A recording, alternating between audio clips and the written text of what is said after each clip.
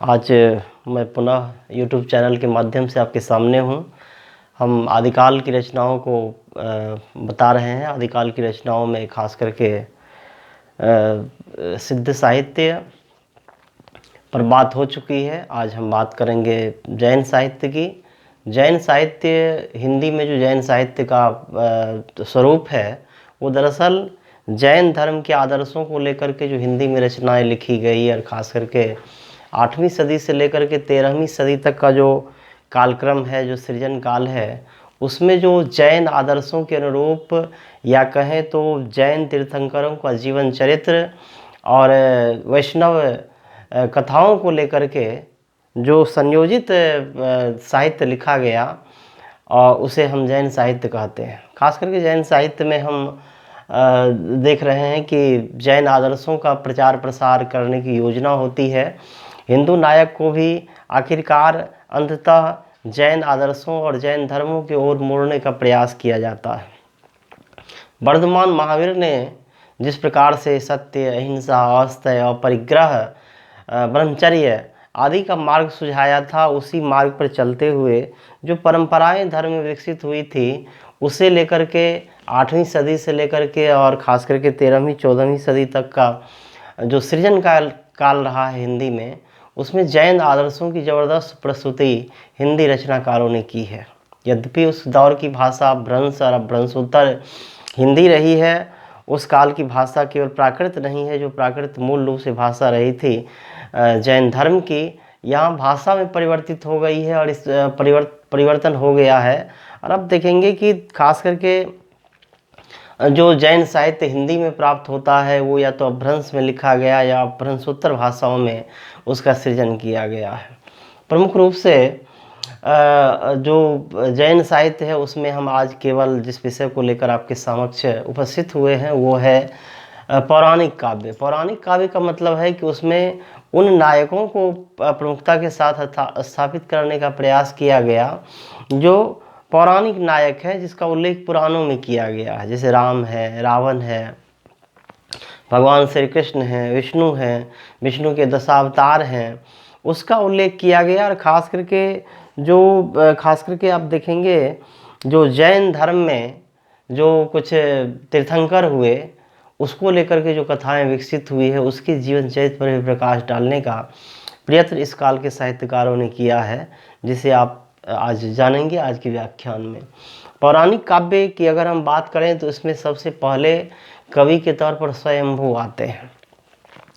स्वयंभू को कहा जाता है कि अपभ्रंश के वाल्मीकि है। अपभ्रंश के वाल्मीकि कहे जाने का तात्पर्य यह है कि वाल्मीकि ने जो संस्कृत में परंपरा चलाई थी, राम काव्य का मौलिक लेखन किया था, राम काव्य की यथार्थ प्रस्तुति की थी, वहाँ पर राम मनुष्य के रूप में प्रस्तुत किए गए थे। ठीक उसी प्रकार अपभ्रंश की जब परंपरा दिखाई पड़ती है तो अपभ्रंश में स्वयंभू ने वही काम किया। वाल्मीकि के रामायण की जो परंपरा या राम कथा के लेखन की जो परंपरा है उस परंपरा को इन्होंने अपभ्रंश में उतारने का काम किया है। यही कारण है कि अपभ्रंश के वाल्मीकि कहलाते हैं। और जिस रचना के कारण स्वयंभू जाने जाते हैं वो रचना खास करके पवनचरियु है। यद्यपि इन्होंने 3 रचनाएं इनकी प्रमुख रूप से मिलती है।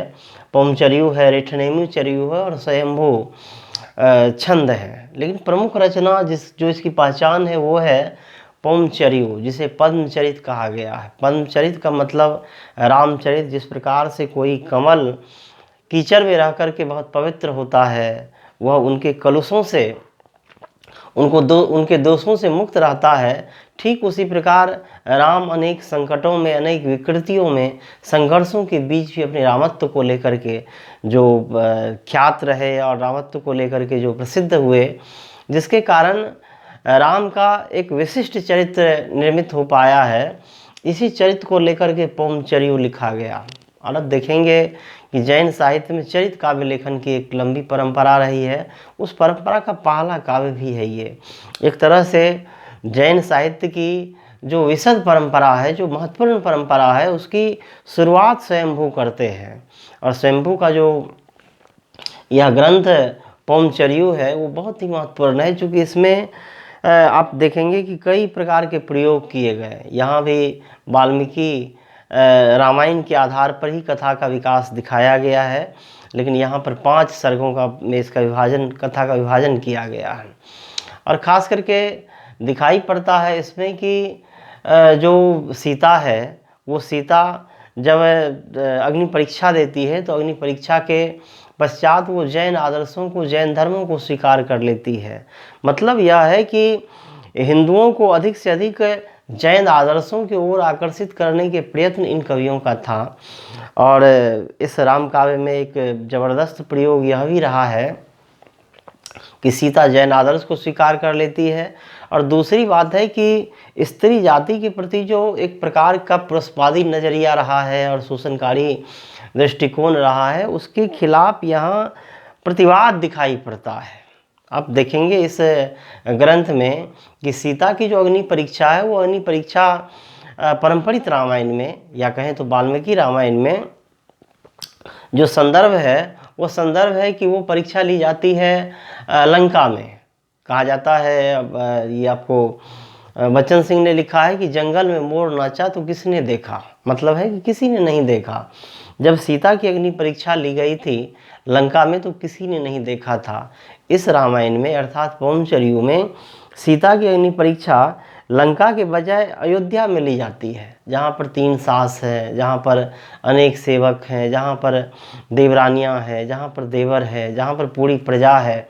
उस प्रजा के बीच में सीता के चरित्र पर जो राम प्रश्न उठाते हैं, उससे सीता बहुत ही आहत होती है और वो कहती है कि हे ईश्वर, मुझे अगर अगले जन्म में कोई जन्म देना, या अगले जन्म में अगर किसी जीव में अगर हमें तुम लाना, तो निश्चय ही कुछ भी बना देना, हमें स्त्री नहीं बनाना। स्त्री होने की जो पीड़ा है उन्होंने बड़ी गंभीरता के साथ, बड़ी संपन्नता के साथ उन्होंने भोगा था, और ये चीज़ इसमें दिखाई पड़ता है।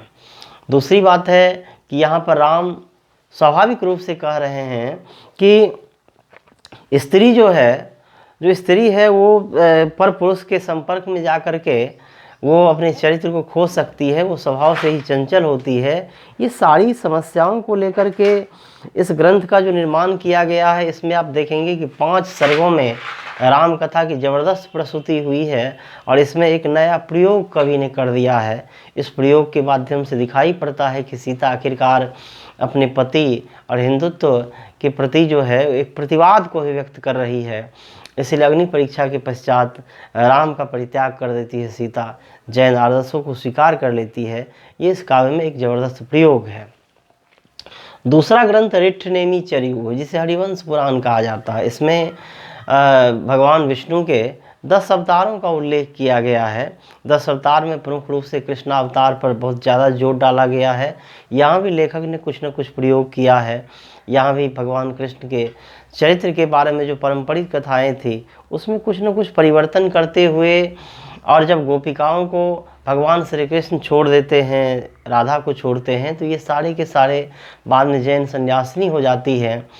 और इस तरह से यहाँ भी एक प्रयोग दिखाई पड़ता है। मूल रूप से जो जैन कवियों का उद्देश्य था, वो उद्देश्य था कि वो हिंदू धर्म को पूरी तरह से वो परिवर्तित करना चाह रहे थे, और इसके नायक को, या इसके प्रमुख जो ऐतिहासिक पौराणिक नायक है, उसे पूरी तरह से वो जैन कसौटियों पर ढालने की कोशिश कर रहे थे।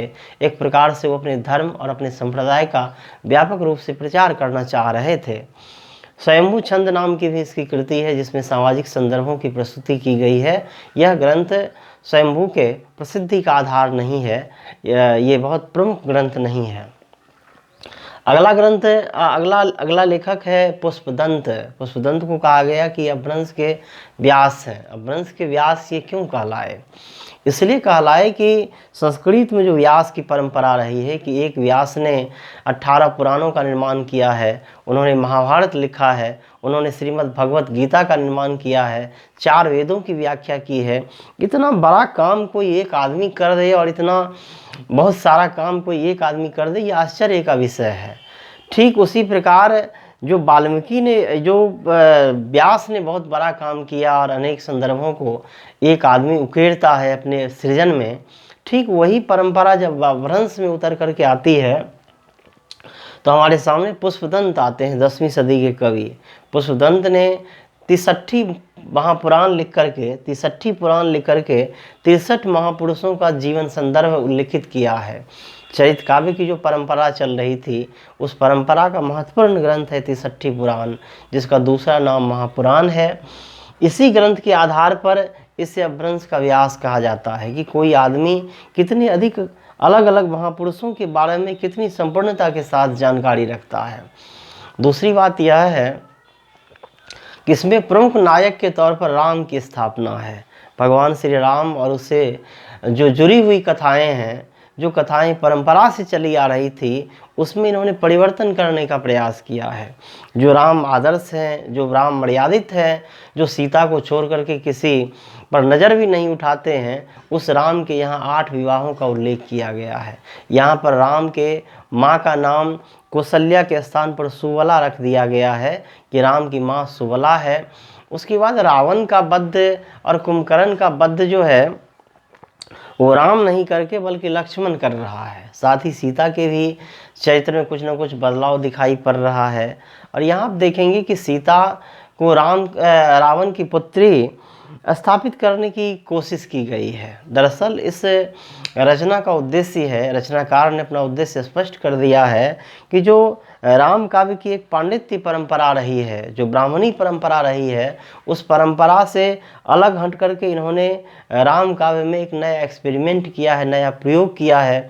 सीता के चरित्र में, राम के चरित्र में, रावण के चरित्र में, लक्ष्मण के चरित्र में हर जगह पर परिवर्तन दिखाई पड़ता है। सीता को रावण की पुत्री सिद्ध करना, रावण का वध जो है वो लक्ष्मण के हाथों करवाना, राम को सुवला का पुत्र घोषित करना, राम को श्याम वर्ण की बजाय श्वेत वर्ण घोषित कराना, ये सारे के सारे संदर्भ को देख करके ऐसा प्रतीत हो रहा है कि राम काव्य की जो एक प्रकार से परंपरा रही है, उस परंपरा में इन्होंने ज़बरदस्त प्रयोग किया है। इन्होंने बताया है कि जो राम कथा परंपरा से चली आ रही है, केवल वही सत्य नहीं हो सकता है। जिस प्रकार की कल्पना को लेकर के राम कथा में अनेक प्रकार के संदर्भ जुड़ते आए हैं, अनेक प्रकार की कथाएं दिखाई पड़ती है, इन्होंने भी प्रयोग करते हुए, इन्होंने भी कल्पना का समावेश करते हुए राम कथा की एक मौलिक प्रस्तुति की है।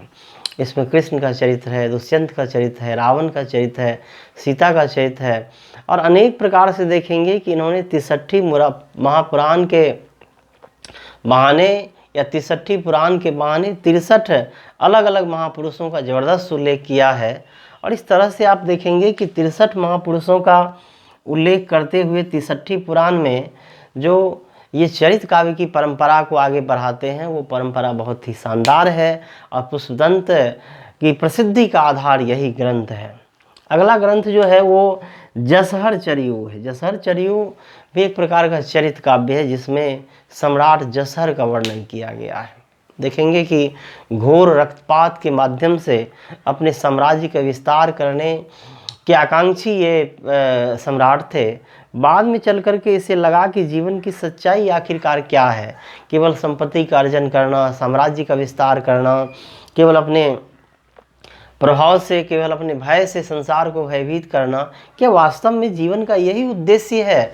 जब इसे लग गया, जब इसे पता चला कि जीवन का यह उद्देश्य नहीं है, जीवन का उद्देश्य इससे कहीं बड़ा है, इससे कहीं महत्वपूर्ण है, तब जाकर के भीषण रक्तपात से यह मुंह मोड़ता है और अपने साम्राज्य को ये यूं ही छोड़ करके जंगल की ओर चला जाता है। और फिर जैन साधु सन्यासियों की शरण में जाकर के जैन धर्म को स्वीकार कर लेता है। इस प्रकार हिंदू सम्राट का जैन धर्म स्वीकार कर लेना यहाँ भी दिखाया गया है। और यह भी एक प्रकार का चरित काव्य है, जिसमें प्रमुखता के साथ कवि ने इसे स्पष्ट किया है।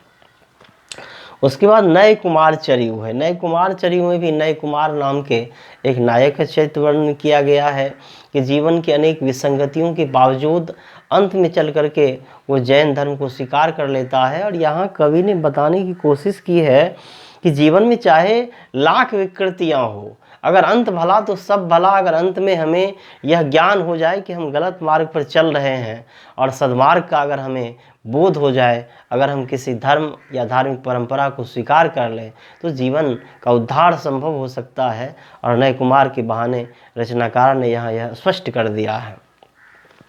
धनपाल जो अगले लेखक हैं 10वीं सदी में धनपाल भी आते हैं। धनपाल ने भविष्यत कहा नाम का काव्य लिखा है, जिसकी भाषा भ्रंश है, और इसने इसमें भविष्य दत्त नाम के बनिए की कहानी लिखी है। जिस बनिए ने जीवन पर्यंत अपनी संपत्ति के विकास के लिए प्रयत्नशील रहा है, वो कम तौलता रहा है। अधिक से अधिक संपत्ति के अर्जन में उन्होंने कई प्रकार के पाप कर्म किए हैं, और संपत्ति का विकास तो हो जाता है, वो बहुत अमीर तो हो जाता है, समृद्धि तो मिल जाती है, पर संतोष नहीं मिलता है, जो जीवन का सबसे महत्वपूर्ण चीज़ है। इसलिए जीवन के आखिरी क्रम में आकर के इसे ज्ञान होता है, इसे बोध हो जाता है कि हमारा मार्ग सही नहीं था। आखिरकार इन्होंने भी अपनी सारी संपत्ति का दान करते हुए जैन साधुओं और सन्यासियों का शरण ग्रहण किया है, और ये जैन सन्यासी हो गए हैं। इसकी भी परिणति इस रूप में दिखाई गई है। अगला जो कवि है वो देवसेन है। देवसेन की रचना श्रावकाचार है। 250 छंदों का यह काव्य है। 250 छंदों में श्रावक धर्म के प्रचार प्रसार की योजना है कवि की। 933 ईस्वी में इस ग्रंथ का निर्माण किया गया।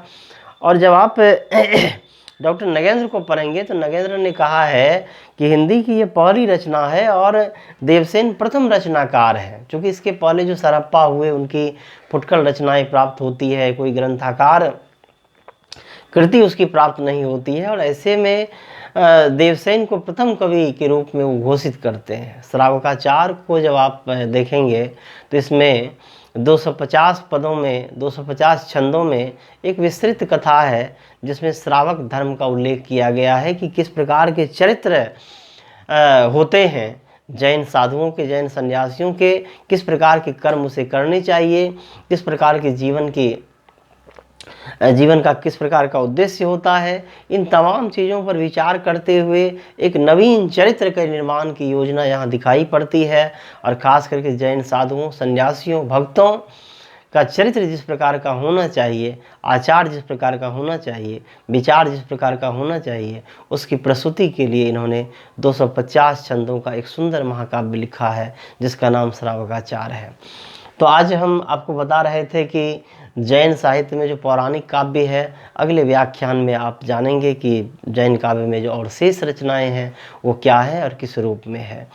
तो अगर आप लोगों को मेरा व्याख्यान पसंद आया हो तो आप सारे लोग हमारे चैनल को अधिक से अधिक सब्सक्राइब कर लेंगे, अधिक से अधिक उसे लाइक करेंगे, कमेंट करेंगे। फिर मिलेंगे अगले व्याख्यान में।